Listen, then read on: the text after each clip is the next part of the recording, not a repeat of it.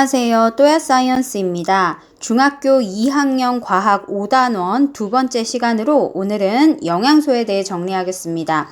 유튜브 하단에 더보기를 클릭하시면 필기 PDF 자료를 다운받을 수 있는 링크가 있습니다. 자료를 다운받아서 함께 필기하며 학습하시기 바랍니다. 자, 그럼 시작하겠습니다. 먼저 영양소란 무엇인지 한번 읽고 가실게요. 영양소란 우리 몸에서 에너지원으로 사용되거나 우리 몸을 구성하는 체구성 물질로서 몸 안에서 스스로 합성되지 못해서 음식을 통해 꼭 섭취해 주어야 하는 것들을 우리는 영양소라고 부릅니다. 우리가 필요로 하는 영양소는 총 6가지가 있는데 이 6가지를 크게 둘로 분류를 합니다. 첫 번째는 주영양소, 두 번째는 부영양소. 주영양소와 부영양소로 구분하는 기준은 바로 우리 몸에서 에너지원으로 사용되는지 여부입니다. 주영양소에 해당하는 영양소들은 우리 몸에서 에너지원으로 사용이 되는 영양소들이고요. 물질들이고요.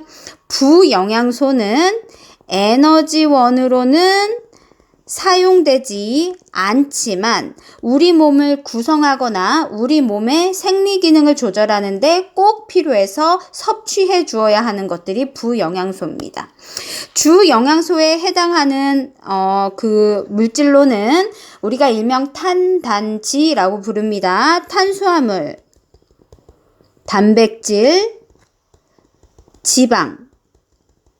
요 3가지는 우리 몸에서 에너지원으로서 사용될 수 있는 영양소고요. 탄단지 이 3개를 합쳐서 우리는 3대 영양소라고 부릅니다. 탄단지 외에도 우리 몸에 필요한 부영양소로는 우리 몸의 60-70%를 차지하는 물, 그 외에도 과거에는 비타민이라고 불렀는데 우리 교과서에는 바이타민이라고 적혀 있습니다. 우리도 바이타민이라고 적어 볼게요. 바이타민. 그리고 마그네슘이나 철분이나 칼슘, 칼륨과 같은 무기염류들. 우리 무기염류를 쉽게 무기질 또는 미네랄이라고 합니다. 물, 바이타민, 무기염류는 모두 에너지원으로는 사용되지 않지만 꼭 섭취해 주어야 하는 부영양소에 해당합니다. 자, 그럼 본격적으로 3대 영양소인 탄단지부터 그 특징들을 한번 정리해 보도록 할게요. 먼저 탄수화물입니다. 여러 종류의 물질들이 탄수화물에 속하는데 자, 우리 그냥 조금 이해를 돕기 위해서 탄수화물 이게 무슨 의미인지 생각해 봅시다. 탄수화물에서 탄자는 탄소를 뜻해요. 그리고 이 숫자는 물을 뜻해요. 물 숫자예요. 그러니까 탄소가 물과 결합된 물질이다 라는 의미입니다. 탄소가 탄소 C가 물 H2O와 결합된 덩어리들이 다양한 형태로 존재합니다. 지금 설명드리는 것들이 대표적인 탄수화물이에요. 녹말, 설탕, 젖당, 포도당 주변에서 많이 들어보셨을 겁니다. 이 녀석들이 모두 탄수화물에 속합니다. 탄수화물은 우리 몸에서 주된 에너지원으로 이용이 됩니다. 그래서 탄수화물은 꼭 섭취해줘야 하고요. 탄수화물 섭취가 적을 때는 몸에서 에너지원이 부족하기 때문에 에너지가 생기지 않아서 기력이 딸리는 현상이 발생할 수 있습니다. 자, 그런데 오늘날에는 탄수화물을 너무 과다하게 먹어주고 있죠. 남는 것들 중에 일부를 우리 몸은 어떻게 하냐면 지방으로 전환해서 저장을 합니다. 그렇기 때문에 이 지방들은 피하에 피부 밑에 쌓이거나 아니면 내장 안쪽에 쌓입니다. 일명 피하지방, 내장지방이라고 하는 거죠. 피하나 내장에 지방이 쌓이면서 점점 비만해져서 성인병이 유발되기도 합니다. 참고로 이따가 괄호 3번에서 지방에 대해서 설명드리겠지만 이 지방은 우리 몸의 에너지원을 저장하기에 아주 좋은 형태입니다. 왜냐하면 작은 질량으로도 훨씬 더 많은 에너지를 낼 수 있기 때문에 몸에 갖고 다니기가 좋아요. 그래서 우리 몸 안에서는 어떤 에너지원에 해당하는 영양분이 남아 있을 때 그것들을 자꾸자꾸 지방으로 전환해서 비상시를 대비해서 저장시키려는 그런 대사 회로가 있습니다. 그래서 탄수화물 역시 남으면 지방으로 전환이 되어 저장된다. 이렇게 기억을 해두시기 바랍니다. 탄수화물이 다량으로 포함된 음식으로는 밥, 국수 종류, 빵 종류, 감자, 고구마, 옥수수와 같은 구황 작물들이 예시가 될 수 있습니다. 자, 이제 다음으로 단백질로 갈게요. 단백질은 우리 몸의 가장 대표적인 체구성 물질입니다. 근육에도 단백질 함량이 높고요. 머리카락이나 손발톱 등에도 단백질이 들어있습니다. 우리 몸을 구성하는 물질 중에 물론 우리 몸의 60-70%는 물이죠. 첫 번째가 물입니다. 그런데 두 번째 많은 양을 차지하는 것이 바로 단백질입니다. 또한 단백질은 에너지원으로 이용되는 주 영양소, 3대 영양소에 해당하고요. 여기 보시는 것처럼 고기 종류의 단백질이 많죠. 그런데 고기에는 이렇게 하얀 지방도 있습니다. 살코기에 단백질이 많고요. 생선, 두부, 달걀 등은 단백질이 풍부한 식품으로 알려져 있습니다. 자, 다음으로 지방으로 갈게요. 지방은 우리 몸에 주로 에너지를 저장하는 형태입니다. 에너지를 저장하는 형태입니다. 주로 어디에다 저장하냐? 피부 밑을 뜻합니다. 아니면 내장기관에 저장을 합니다. 그래서 비만의 원인이 되는 성분입니다. 그런데 왜 지방을 만드느냐?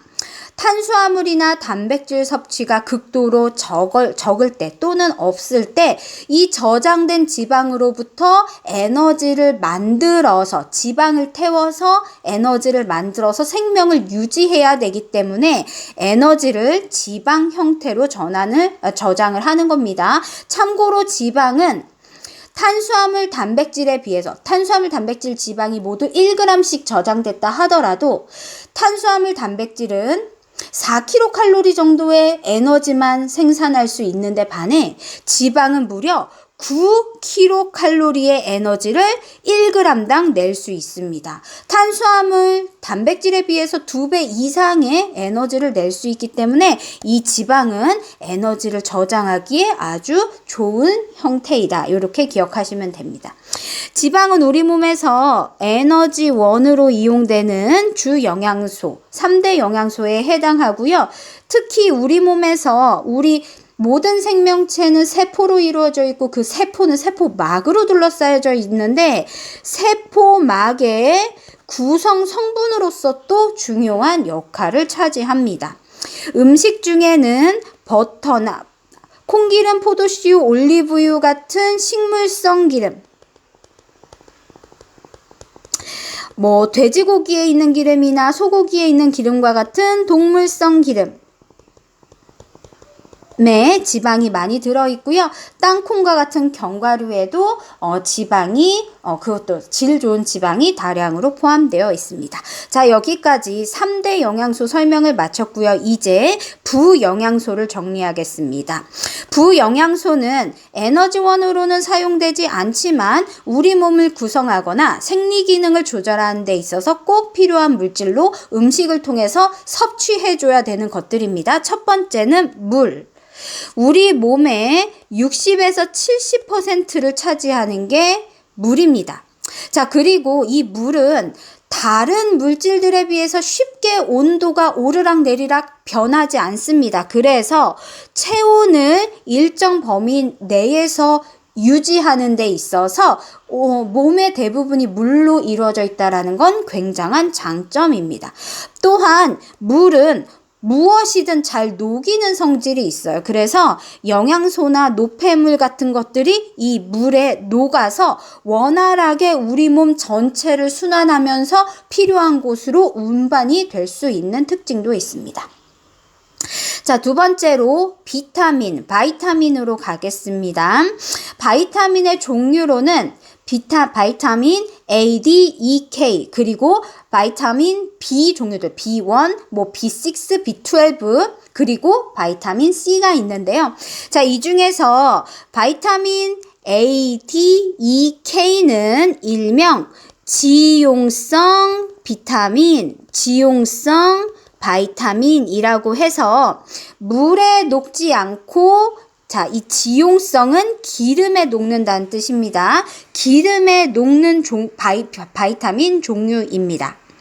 반면에 바이타민 B군과 C는 모두 물에 녹는 수용성 바이타민입니다.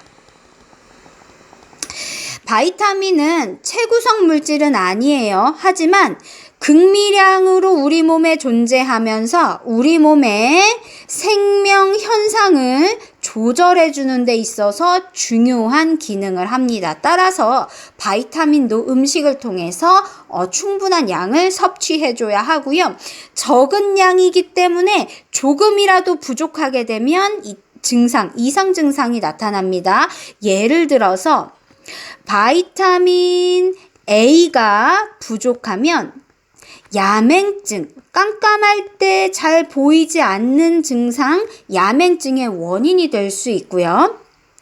바이타민 D가 부족할 경우에는 뼈가 튼튼하지 않고 허리 등에 있는 뼈가 이렇게 구부정하게 되는 구루병이라고 부릅니다. 구루병이라는 증상이 나타날 수 있어요. 바이타민 C가 부족한 경우에는 입 안에 염증 같은 게 생기는 괴혈병이라는 질병이 나타날 수 있고요. 바이타민 B가 부족한 경우에는 다리가 말단부가 과도하게 비정상적으로 부어버리는 우리가 이거를 각기병이라고 얘기하거든요. 각기병이라는 질병의 원인이 될 수 있습니다. 이렇게 바이타민은 적은 양인 만큼 조금이라도 부족하면 결핍증이 나타난다라는 겁니다.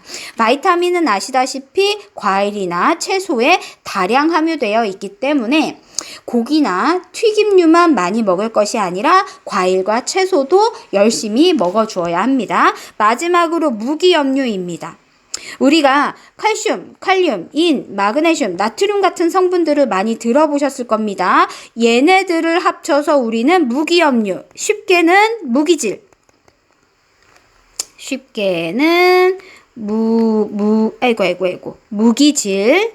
무기질, 다른 말로는 미네랄이라고 합니다. 무기염류는 이제 이 종류에 따라서 쓰임이 다른데 대체적으로 뭉뚱그려서 말씀드리면 뼈, 이, 혈액 등 우리 몸을 구성하는 성분으로서 굉장히 중요하고요. 뿐만 아니라 몸의 생리 기능을 조절하는 데도 각각의 성분들이 관여를 합니다. 무기염류가 많이 포함된 식재료로는 미역, 김, 다시마 같은 해조류들이 있고요. 그리고 이제 시금치 같은 데는 마그네슘이 많이 포함되어 있고 등등과 같이 다양한 채소류에 무기염류가 풍부하게 함유되어 있습니다. 자, 오늘은 영양소에 대해서 정리를 했어요. 3대 영양소, 부영양소 다 잘 기억하시고요. 다음 시간에 만나도록 하겠습니다. 고생하셨습니다.